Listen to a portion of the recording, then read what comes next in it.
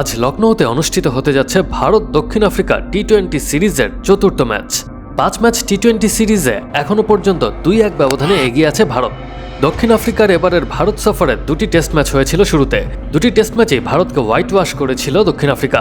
পরবর্তীতে 3 match one day সিরিজে 2-1 ব্যবধানে দক্ষিণ আফ্রিকাকে হারিয়েছিল ভারত। বর্তমানে টি-20 সিরিজেও 2-1 ব্যবধানে এগিয়ে আছে ভারত। আজকের ম্যাচে যদি ভারত জয়লাভ করে তাহলে টি-20 সিরিজ হয়ে যাবে ভারতের। অন্যদিকে আজকের ম্যাচে যদি দক্ষিণ আফ্রিকা জয়লাভ করে তবে টি-20 সিরিজে 2-2 সমতা আসবে।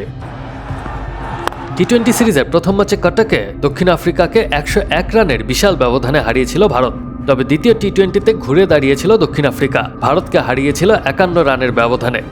কিন্তু ধর্মশালায় অনুষ্ঠিত হওয়া তৃতীয় টি-20তে দক্ষিণ আফ্রিকা মাত্র 117 রানে অল আউট হয়ে যাওয়ার পর ভারত ম্যাচটি জিতে নেয় 7 উইকেটের বিনিময়ে।